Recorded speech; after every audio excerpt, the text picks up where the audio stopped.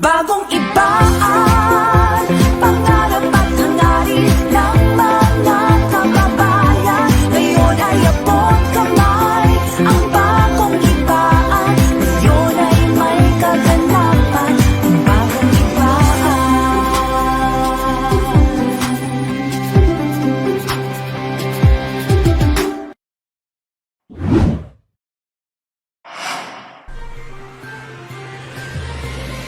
Sandigan ng bayan, kakampi ng mamamayan. Hatid ang impormasyong dapat malaman. Ito ang bagong ibaan. Ibabalita sa inyo ang lahat ng kaganapan sa bawat sulok ng bayan ng Ibaan sa makabagong paraan, patas at maaasahan. Bagong ibaan, online news program. Ang mga bagong rumaratsadang balita.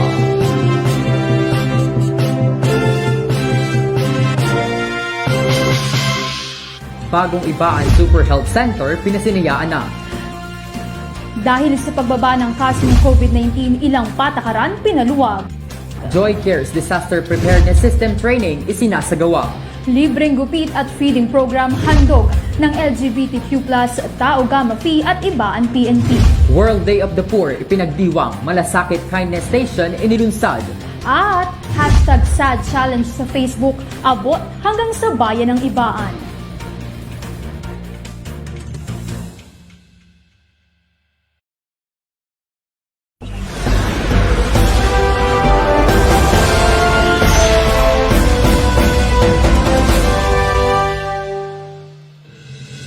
Magandang umaga, Pilipinas! Magandang umaga, Ibaan! Ako po si Rovic Gutierrez. At ako naman po ang inyong lingkod, Ella Jane de Chavez. Ibabalita namin sa inyo ang mahalagang impormasyon at kaganapan sa bawat sulok ng ating bayan. Sa makabagong paraan, mga balitang patas at maaasahan.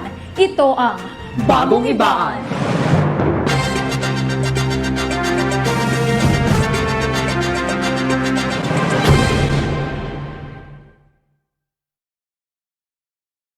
Para sa unang ratsada ng balita, Ibaan Super Health Center sa Talaibon, Ibaan, Batangas, pinasanayaan na para maghatid ng serbisyong medikal para sa mga Ibaeño. Para sa detalye, narito si Christopher Como. Christopher? Super na serbisyo ang hatid sa kalusugan ng mga Ibaeño ng Bagong Ibaan Super Health Center sa Barangay Talaibon, Ibaan, Batangas matapos palawakin ang serbisyo nito at pasinayaan nitong ika-17 ng Nobyembre. Kabilang sa mas pinabuting Ibaan Super Health Center ang mga gusali ng diagnostic laboratory para sa X-ray at ultrasound, isolation facility, TB Dots Building, birthing home, oncology center, physical therapy, rehabilitation center, telemedicine at ang Ibaan Polyclinic na hatid ay iba't ibang serbisyong medikal para sa mga Ibaeño gaya ng EENT service para sa mata, tainga, ilong at konsultasyon sa lalamunan. Kung kailangan po natin sabihin, health cannot wait. Ito po ang dahilan kung bakit inumpisahan natin kung ano man meron ng Ibaan para umpisahan ang development ng health system. Ito ang gagawin natin modelo para sa buong kapuluan kung hindi man sa Calabarzon. Dahil ito unang-unang tunay na Super Health Center. Ito po lalagyan din natin ito ng eye center, ear center, oncology center. Magkakaroon din po tayo ng PT, physical therapy para yung mga masakit na katawan o yung kailangan mag-PT dahil na stroke, hindi na pupunta sa hospital, dito na rin po yan. Darating ang panahon, magugulat kayo.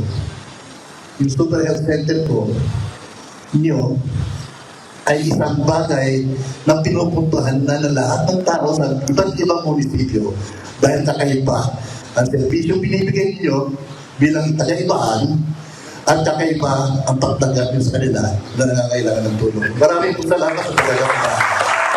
Pinangunahan ni Mayor Joy Salbami at pamahalaang lokal ng Ibaan ang proyektong ito sa tulong ni Senator Christopher Lawrence Bongo na ipinadala naman si Ginoong Robin Padilla para sa pagpapasinaya. Center for Health Development Region 4A sa pangunguna ni CHD 4A Regional Director Eduardo C. Janairo, Congresswoman Lianda Bolilla at ang sangguniang bayan ng Ibaan. Ramdam na ramdam ko yung kasiyahan ni Mayor. Kasi alam po niya na ito ay magiging serbisyo sa mga tao. Alam niyo po, ang healthcare kasi, ito po ay basic need. Ito po ay hindi dapat pinahihirapan. Sapagkat ito po ay kasama doon sa pagkain, trabaho, tirahan, healthcare. Hindi po dapat ito pinagdidiskusyonan. Alam niyo po, yung mga gamit niyo po dito, high-tech na po yan. Para magkaroon po kayo ng 2D echo. Wow! At sabi po ni Doktor, magkakaroon pa kayo ng portable MRI. Senator Bongo would have wanted to join us here today. But his schedule has been quite hectic, especially for the past couple of days. He expresses his gratitude for having been invited in the inauguration and he's hopeful that he'll be able to visit here in the future. Ang Ibaan Super Health Center na tinagurian ding Blessed Facility ay isa sa mga proyekto ng lokal na pamahalaan sa ilalim ng Joy of Health Program, katuwang ang pamahalaang national para sa ikabubuti ng kapakanan ng mga Ibaeño, lalo na sa aspeto ng kalusugan. Ito pong problemang to ay malaking problema ng Pilipinas, hindi lang po ng munisipyo. Kaya kung itong pagkakataong ito, napakalaki po ng challenge na ititake ng isang mayor na katulad ko. And then I owe it to the people, I owe it to the DOH, I owe it to our municipal health office, yung pong mga kapitan, mga boss, ito ang mga sigaw ng ating mga kabarangay, mga department heads na nangangailangan din ng sangguniang bayan ng ating bayan at ng aking admin. At po yung mga department heads po natin, mga SK, lahat po yung mga aming medical frontliner, maraming salamat sa inyo. At siyempre po yung ating kapulisan, natin even a utility, napakalaking bagay po sir. Dito po nakita nyo sa pag-ikot nyo, sa oras na ginugol ninyo, nakita po ninyo na kami pong mga opisyal, susubukan po namin na gawin mas mataas ang serbisyo ng kalusugan. Sir, hindi lahat kayang mag-go sa challenge na to. So, Director and Ma'am Elsie, Sir Doc Rubiano, sa mga tulong ninyo, maraming salamat. Ito po ay sisilbing hamon at sisiguraduhin namin, kakayanin namin na i-sustain po ang project na ito. The laboratory, the ultrasound, we are still procuring the machines. So malaki pong intindihin sa atin. However, this will be the best thing na may ririgalo natin sa Tagayban. Sa mga kasama ko, sanggunian, ito po ang naging inspirasyon natin. Ito po ang hinihiling ko sa inyo na ituloy-tuloy natin ipaglaban at suportahan. Kasi po ang kalusugan, walang pinipiling kulay o partido. Christopher Como para sa Bagong Balita. Bukod po sa Super Health Center, libreng check-up at ilan pang libreng serbisyong medikal ang hatid ng Senior Pharmacy para sa mga Ibaeñong senior citizen na muling sinimulan ngayong Nobyembre. Sa pangunguna ni Dr. Alex Borja, muli ipinagpatuloy ang libreng check-up nitong ika-12 ng Nobyembre na magpapatuloy tuwing huling Biyernes ng mga susunod na buwan. Bukod dito, mayroon ring hatid na test gaya ng fasting blood sugar o FBS, uric acid test, cholesterol level check-up, triglycerides level, ECG at blood chemistry. Para sa ibang balita, dahil sa pagbaba ng kaso ng COVID-19 at pagsasailalim ng buong lalawigan ng Batangas sa COVID Alert Level 2, ilang patakarang pangkalusugan pinaluwag na at a face shield hindi na rin mandatory. Para sa detalye, narito ang report ni Angelo Panyoso. Angelo? Tuluyan ng inalis ang pulisya sa pagsusuot ng face shields sa mga lugar na nasa alert levels 1, 2 at 3. Ito ang kinumpirma ng Malacanang matapos magsagawa ng re-evaluation ng Department of Health at ilang mga health experts sa ebidensyang may proteksyong hatid nga ang mga ito. Hindi na ire-require ang pagsusuot ng face shields sa mga establishmento maliban sa mga ospital, clinic at iba pang mga medical at quarantine facilities, gayon din sa mga air-conditioned na pampublikong sasakyan.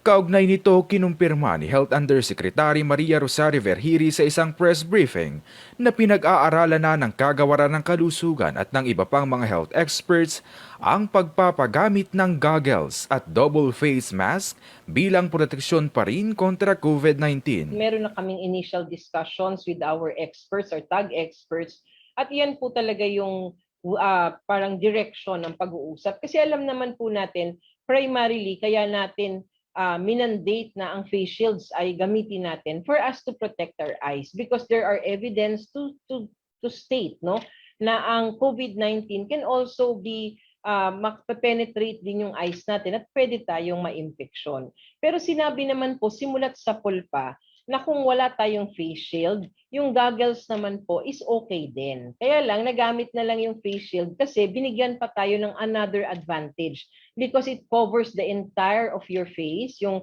inyong buong muka, and therefore, pag may nagsalita o kaya may umubo sa harap nyo, naproprotectionan din tayo kasi hindi tumatalsik yung kanilang mga virus sa face nyo. So pinag-uusapan lahat to, Red, the possibility of these goggles and the others na andyan po yan. Pag-usapan natin with experts and then we will provide appropriate recommendations to the IATF. Samantala, dahil sa pagluluwag ng patakaran kaugnay ng paglalaro ng basketball, pinangunahan ng sangguniang kabataan ang mga pagsasaayos ng mga basketball courts sa mga barangay. Nagsagawa ng paglilinis ang mga kabataan katulong ang iba't ibang organisasyon ng barangay, katulad ng Tao Gama Fees sa Salaban 1, samantalang Batangas Varsitaria 1932 Calamyas Chapter naman ang sa Barangay Calamyas. At ilang linggo bago lumabas ang executive order, nagsagawa na ng paglilinis ng bagong renovate na basketball court sa Munting Tubig, ang samahan ng maghahabi na mas nagpadali upang mabuksan agad ang nasabing basketball court.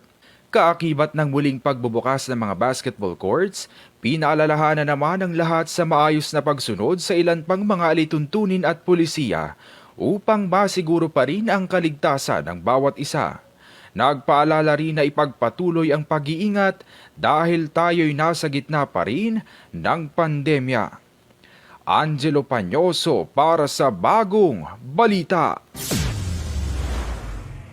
Sa pagpapatuloy ng ating balitaan, Joy Cares Disaster Preparedness System Training isinasagawa sa pamahalaang bayan ng Ibaan. Narito ang report. Isa sa mga hakbang upang matiyak na palaging ligtas ang bawat mamamayang Ibaenyo sa anumang uri ng sakuna ay ang pagbibigay ng wastong kaalaman at kasanayan o ang programa ng lokal na pamahalaan ng Ibaan na Joy Cares Program. Kaya naman sa inisyatibo ni Mayor Joy Salvame, inulunsad ang isang phone application na Joy Cares o Community Awareness for Resiliency, Efficiency, and Safety. Ang Joy Cares app ay isang software application na maaaring i-install sa Android phones ng mga Ibaenyo upang maging updated sa mga anunsyo at maging makapag-report ng mga emergency cases para sa kaligtasan ng mga tao. Upang mas malaman ng bawat barangay functionaries at kawani ng gobyerno ang layunin at kagandahan ng Joy Cares app, isinasagawa po sa kasalukuyan ang Joy Cares Disaster Preparedness System Training sa Bahay Pamahalaan ng Ibaan, Batangas. Dito ay nagbibigay ng mga pagsasanay at workshop activities ang mga facilitators mula pa po sa mga kawani ng gobyerno patungkol sa mga aplikasyon na maaaring gamitin, oras na magkaroon ng sakuna at ng iba't ibang hotlines na dapat tawagan sa mga oras ng pangangailangan. Layunin din ng nasabing pagsasanay ang mabigyan ng sapat na kaalaman ang komunidad tungkol sa mga kalamidad na kanilang naranasan na at posibleng maranasan pa. Gayon din, upang matulungan ng mga mamamayan na mai-report ang mga kaso ng insidente sa ating bayan, isinagawa ang naturang pagsasanay. Samantala, ibinahagi naman ni na Engineer Romano, head ng IT section ng Municipality of Ibaan, Batangas, at ni Mr. Paulo Arellano, IT aide, ang kanilang kaalaman sa paggamit ng Joy Cares app na makatutulong lalo na po sa panahon ng pandemya. Target na kalahok ng pagsasanay ang mga barangay functionaries at officials na silang mangunguna upang mas malaman pa ng iba ang Joy Cares app at kahandaan sa bawat sakuna. Ako po si Piolo Peluhero para sa Bagong Balita. Biyang bahagi ng ika-65 kaarawan ni ABC President Paquito Barte, tinuwangan ng Ibaan LGU sa pangunguna ni Mayor Joy Salvame kasama ang sangguniang barangay sa pagkakasa ng bloodletting activity na ginanap sa Barangay Hall ng Matala, Ibaan, Batangas noong ika-9 ng Nobyembre. Nakiisa ang ilang individual mula sa pribado at pampublikong sektor sa nasabing bloodletting drive kung kaya nakapangalap sila ng sapat na bilang ng bags ng dugo upang makatulong sa pagsalba ng buhay ng ibang nangangailangan ng dugo. Hinihikayat naman ng lokal na pamahalaan ang pakikiisa sa mga mamamayang Ibaeño sa mga ganitong uri ng programa, lalo't higit kung pinag-uusapan ang buhay ng ating kapwa. Samantala, muling pinagkalooban ng Department of Health ng libreng anti-flu vaccines ang mga barangay health workers at barangay nutrition scholars ng Ibaan, maging ang mga kapamilya ng mga ito sa naganap na vaccine distribution sa Ibaan Municipal Health Center, Barangay Tala, Ibon, Ibaan, Batangas noong nakaraang Lunes, ika-15 ng Nobyembre. Ito ay balik programa ng DOH sa pakikipagtulungan ng lokal na pamahalaan ng Ibaan upang makaiwas ang mga kababayan nating BHW at BNS at ang kanilang pamilya sa mga flu-like symptoms, lalo tigit ngayong panahon ng pandemya. Ang ating mga BNS at BHW bilang mga frontliners ay mga tinuturing na bayani ng bayan sa pakikipaglaban natin kontra COVID-19, kung kaya minarapat ng kagawaran na unahin sila at ang kanilang pamilya. Ayon naman sa Ibaan Municipal Health Office, ang nasabing anti-flu vaccines ay para sa lahat, kung kaya't inaabisuhan ang publiko na umantabay lamang sa anunsyo kung kailan magaganap ang mga pagbabakuna sa publiko. Sa susunod na ratsada ng mga balita, LGBTQ+ Ibaan, TGP Ibaan at PNP Ibaan nagsagawa ng free haircut at feeding program sa mga piling barangay sa Ibaan. World Day of the Poor pinagdiwang ng Simbahang Katolika sa pamamagitan ng Rice Donation Drive para sa mga nangangailangan. Trabaho para sa mga Ibaeño, hatid ng local recruitment activity ng Ibaan LGU. At sada ko post sa Facebook, damay pati ang mga Ibaeño.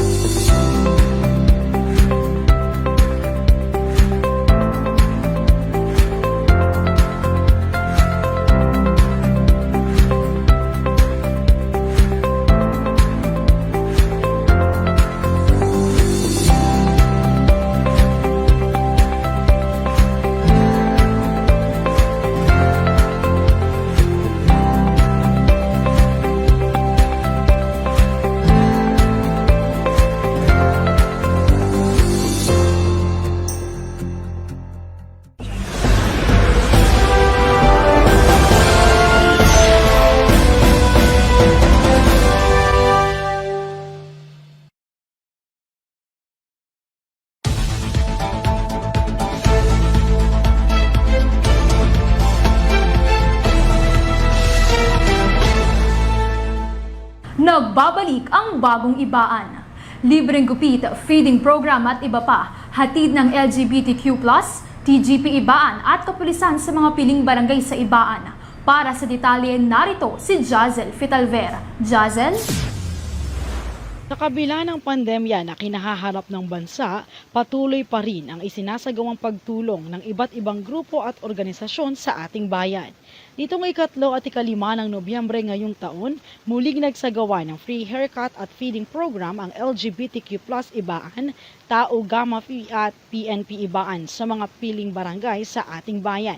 Partikular na nga po ang mga barangay ng Bungahan at Talaibon. Pinangunahan ang naturang programa ni LGBTQ+ Ibaan President Joart Villamor Anuran, Triskelion Ibaan Council President Eric Miñas, mga kapulisan ng Ibaan, gayon din ang mga miyembro ng kani-kanilang organisasyon. Ayon kay Joart Anuran, presidente ng LGBTQ+ Ibaan, matagal nang nakaplano ang naturang programa sa ating bayan. Ngunit dahil sa pandemya na kinaharap ng bansa, bahagyang naantala ang pagsasagawa nito. Samantala, tinatayang nasa mahigit 20 kababaihan at 50 kalalakihan ang nabigyan ng serbisyo ng libreng gupit at nasa 100 individual naman ang nakatanggap ng libreng pagkain na hatid ng naturang programa. Buong puso namang sinuportahan ng lokal na pamahalaan ng Ibaan ang nabanggit na proyekto. Sa katunayan, bukod sa mga nabanggit na grupo, dinalohan din ang naturang programa ni na Mayor Joy Salvame, Ma'am Juby Mendoza, Councilor Erwin Andal, Councilor Rico Cabatay at ni Konsehala Eloise Jan Tejada. Sa kasalukuyan, inaalam na ng mga organisasyon kung aling mga barangay pa ang hahatiran nila ng libreng serbisyong gupit at feeding program. Para sa Bagong Balita, ako si Jazel Fitalver. Salamat, Jazel. Samantala, muli pong nakatanggap ng tulong pinansyal ang nasa 240 na mga mag-aaral sa bayan ng Ibaan bilang bahagi ng Joy for Education Program, ang patuloy na suporta ng lokal na pamahalaan sa ating mga kabataang Ibaenyo nitong nakaraang Biyernes, 12 ng Nobyembre. Layunin ng programa na alalayan ang mga mag-aaral na Ibaenyo sa kanilang mga pangangailangan tungo sa kanilang mga pangarap. Bagaman nananatiling online at modular ang mga klase sa paaralan at di namamasahe ang mga estudyante, malaking tulong ito sa mga estudyante bilang pambili ng load at iba pang mga kagamitan sa kanilang pag-aaral. Dagdag lamang ang mga ito sa mas lumalago pang listahan ng natutulungan ng lokal na pamahalaan. Inaasahan namang mas marami pang individual ang maaabutan ng tulong at ilan pang mga pangangailangan ang madudulugan para sa isang mas maunlad na Ibaan. Samantala, local recruitment activities sa Ibaan naghatid ng trabaho sa mga Ibaenyo. Nitong buwan ng Nobyembre, trabaho at oportunidad ang hatid ng Epson Precision Philippines Incorporated sa mga kababayan nating Ibaenyo sa pakikipagtulungan at pakikipag-ugnayan ng lokal na pamahalaan at ng Public and Employment Service Office. Sa ginanap na job hiring noong 5 ng Nobyembre, 28 Ibaenyo ang napagkalooban ng trabaho na nasa 35 mga aplikante. Agad naman itong nasundan noong 12 ng Nobyembre kung saan ilang production operators din ang kinuha ng Epson. Ang programang ito na tinutuwangan ni Mayor Joy Salvame ay naglalayong maabot at matulungan ang bawat mamamayang Ibaenyo na magkaroon ng trabaho sa kabila ng pandemya. Sa halip na lumabas pa ng bayan at makipagsapalaran ang ating mga kababayan sa ibang lugar, trabaho na mismo ang hatid at inilalapit ng kumpanya at lokal na pamahalaan para sa mga mamamayan. Samantala, bilang bahagi ng pagdiriwang ng Archdiocese of Lipa ng ika-5 taon ng World Day of the Poor, naglunsad ng programang Malasakit Kindness Station ang St. James the Greater Parish, Ibaan, Batangas sa pangunguna ni Reverend Father Arnold Rosal OSJ noong 14 ng Nobyembre. Ang nasabing aktibidad na naglalayong makatulong sa mga kapispalad nating Ibaenyo ay nagsimulang mamigay ng eco bags mula 5 hanggang 8 ng umaga pagkatapos ganapin ng misa.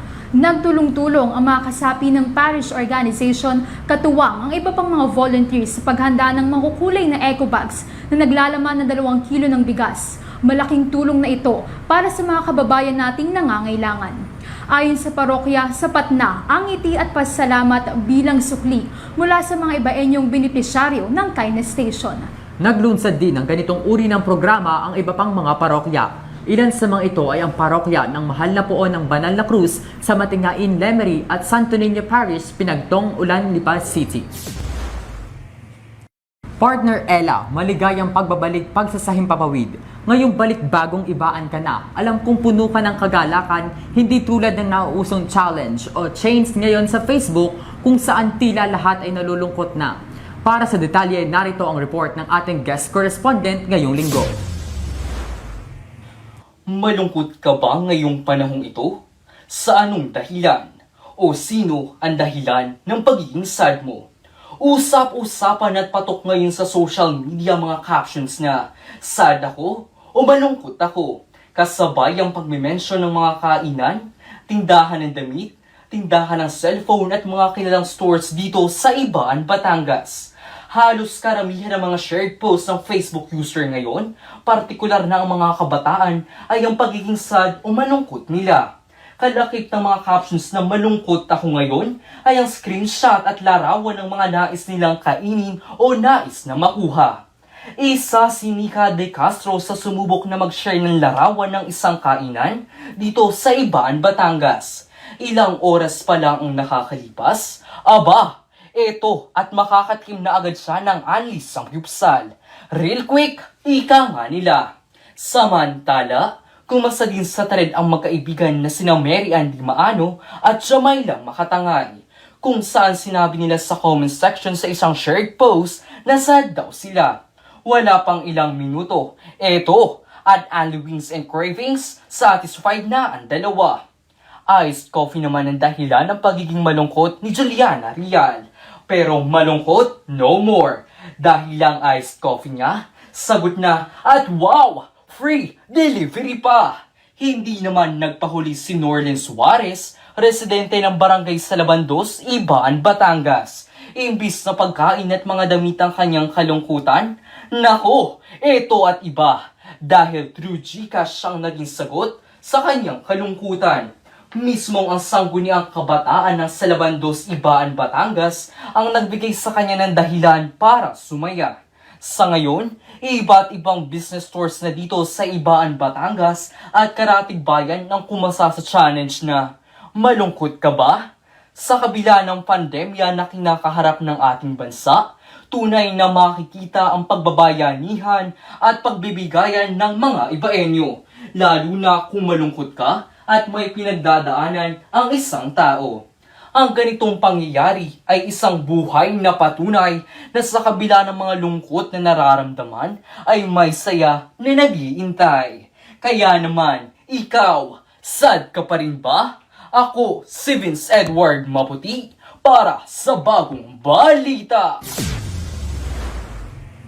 At para mas pasayahin pa ang Paskong Ibaenyo, tayo ay makiisa sa Ratsado for a Cause Ibaenyo Bazaar 2021. Ito ay isang bazaar na gaganapin sa ating munisipyo at Ibaan People's Park upang maibida ang negosyo ng mga kabataang Ibaenyo at upang maging daan sa pagtulong sa iba pang kapwa kabataan dahil ang ilang bahagi ng kikitain sa bazaar ay magiging pondo para sa mga proyektong makakatulong sa mga estudyanteng apektado ang pag-aaral ngayong pandemya. Para sa mga negosyanteng Ibaenyong gustong makilahok sa Ratsada for Bazaar, sundin lamang ang mechanics na ito. Una, kinakailangan magpresenta ng description ng kanilang produkto ang nais sumali. Ikalawa, i-click ang link na makikita sa Facebook post ni Mayor Joy Salvame tungkol sa Ratsada for a Cause at magpatala via online Google Form. Siguraduhin lamang na mapupunan ang mga katanungan upang mapabilang. Paalala, hanggang November 23, 2021 lamang po maaaring magpatala. At huli, hintayin ang tawag o confirmation mula sa Office of the Mayor pagkatapos magpatala online. Bagong Ibaan would like to thank the following sponsors. For our makeup, we would like to thank Cholo Cordero Castillo of Makeup by Cholo Castillo. You may contact them at 0915-8658-117 or visit their Facebook page at www.facebook.com/Makeup by Cholo Castillo. You can find Makeup by Cholo Castillo Salon at J. Mercado Street, Poblacion, Ibaan, Batangas. For our student dress, we would like to thank Mr. Paul Simira of Paul Simira Designs. You may contact them at 0995-472-5925 or Facebook page at Paul Simira Designs. You can visit them at Poblacion, Ibaan, Batangas in front of Ibaan Recto Gymnasium. Paul Simira Designs, Wear Happiness. Ang bilis nga ng panahon dahil higit isang buwan na lang o 33 days na lang before Christmas. Siguro ay punong-puno na ng palamuti ang inyong mga bahay upang mas madama ang kaibang saya ng Paskong Ibaenyo. At yan ang kalipunan ng mga balitang dapat ninyong malaman ngayong araw. Ika-22 sa buwan ng Nobyembre 2021. Pilipinas, ang aking partner, Ella Jane D. Chavez. Mula po sa inyong kakampi at sandigan, salamat po sa ilang oras na balitaan ating formasyon. Partner Rovic Gutierrez. Patas at maaasahan. Ito ang Bagong Ibaan. Maraming salamat Ibaan. At magandang araw.